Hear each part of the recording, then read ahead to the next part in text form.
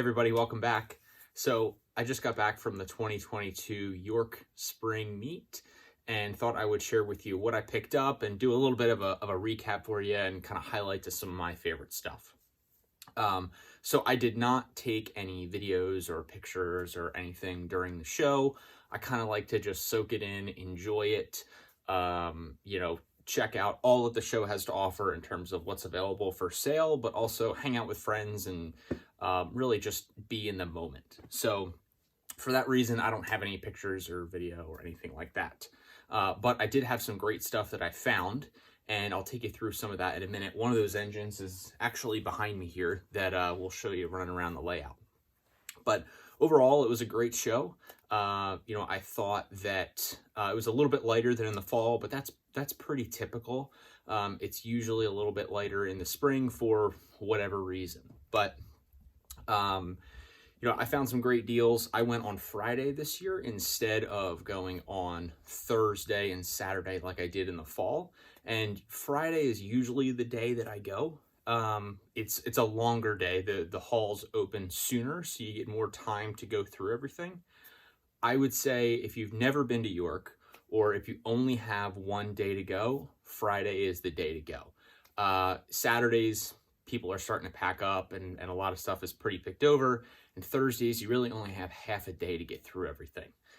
Now, my approach in the fall will probably go back to Thursdays and Saturdays. If you have the time, I find that to be kind of the most effective because Thursday is the day for deals. If you're looking for that hard to find stuff or just a terrific deal, it's probably not going to make it through the day Thursday. So you got to get through there and get through as much as you can on Thursday to try to find that stuff. And I really enjoy the hunt for me. So Thursday is always a fun day for that reason. And then Saturday is kind of the cleanup day. So if there's anything you looked at earlier in the week that you weren't too sure on, you can go back on Saturday. And if it's still there, you can usually get a pretty good deal on it. So I kind of like that approach. This year, I just didn't have the time to go 2 days. So I picked Friday and that was the day that I went. Unfortunately, because of that, I missed out on, I know, at least one set that I wanted to buy, and that was MTH Orient Express passenger set. So I got word there was one available. I ran over to go look at it, was looking at it, and turns out it was sold. So what are you gonna do? I'll find another one day. But like I said, I still managed to come home with a lot of stuff, and I'll show you what some of that looks like here in a minute. The very first thing I got at the show was this Atlas Rutland Extended Vision caboose. This is one I've been looking for a little while and haven't been able to find it. So I started out the show in the Orange Hall and just kind of quickly made my way through, doing one initial lap through the Orange Hall and then came back in the afternoon. And there was a gentleman that had a lot of Atlas reefers and stuff, other Atlas items for sale. And I saw this in the corner of his display and immediately jumped on it. So this was the very first thing I picked up, and it was a great way to start the show. I went over to the Blue Hall next, and I usually find some pretty good stuff in blue and silver. Those are not to be overlooked. And I found this B&M boxcar here that I've been looking for a little while. Now this one, I like it just because it's different, and it does have plastic trucks, so we'll have to swap those out, but I got it for like 15 bucks, and same thing with this Canadian National boxcar here too. So I told myself, Eric, don't get any more rolling stock at York. You have plenty. And what did I do? I bought 2 boxcars. So my rationale was the top one there I've been looking for a little while, and I like it. It's B&M, so it fits right in.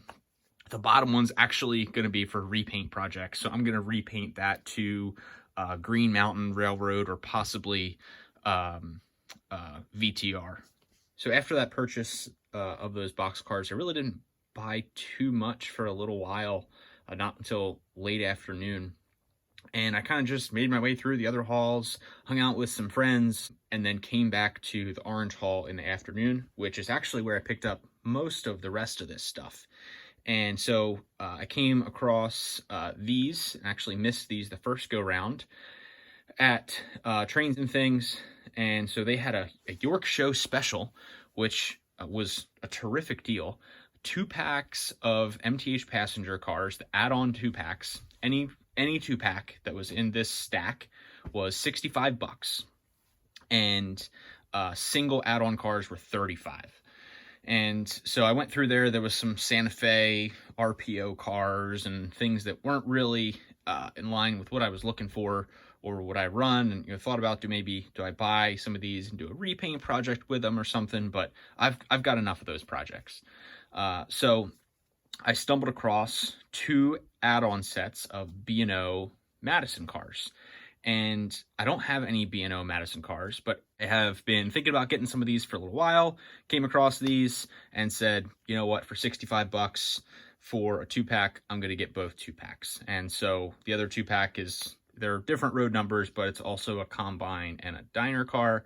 At some point, I will probably find a couple extra coaches or, maybe a full 5-car set to run these with. But for the price, I couldn't pass these up. I'm a sucker for a good deal. And so I continue my journey through the Orange Hall after picking up those passenger cars, and take another quick pass through Trains booth and saw actually these K-Line Pennsylvania Reading Seashore interurban cars.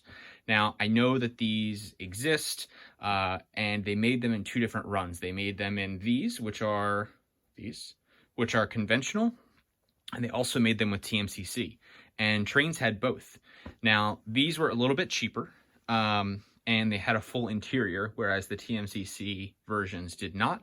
I presume that is because, they don't have room for the full interior and the TMCC boards. So I just run these conventionally here I have this loop that goes around, I call it a subway. It's probably not really a subway.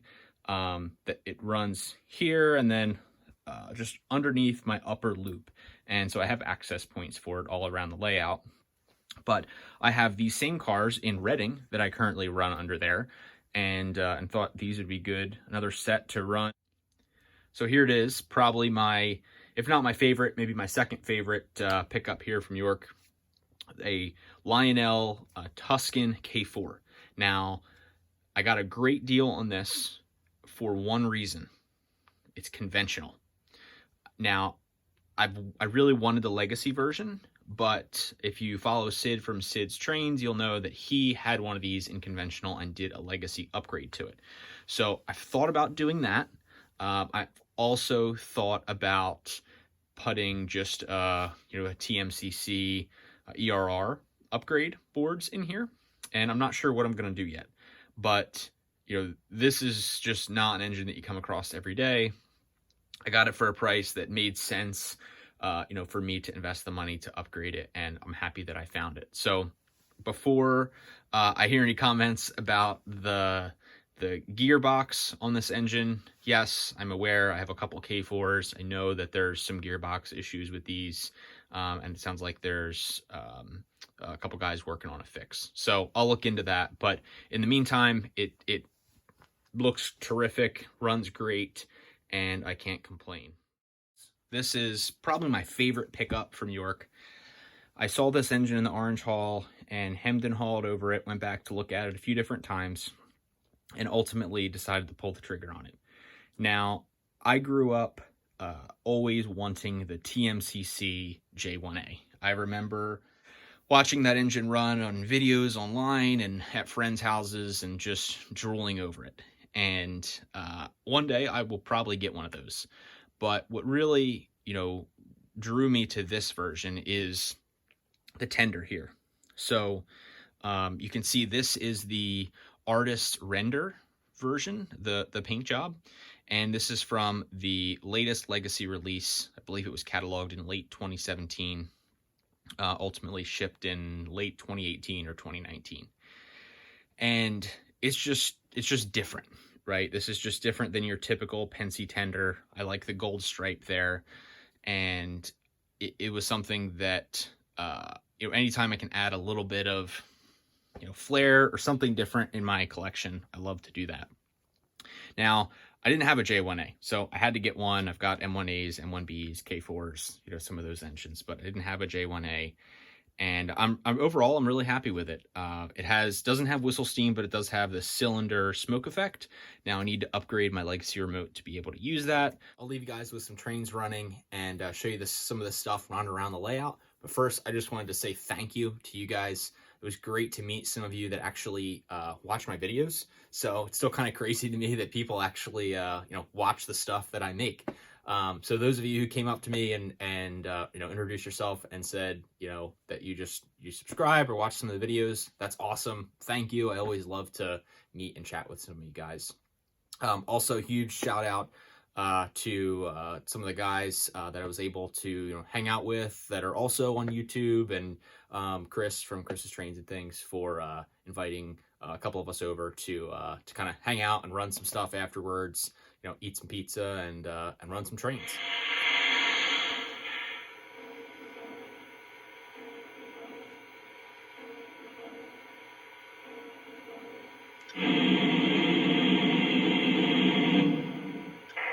Dispatcher, am I cleared to the outbound? Over.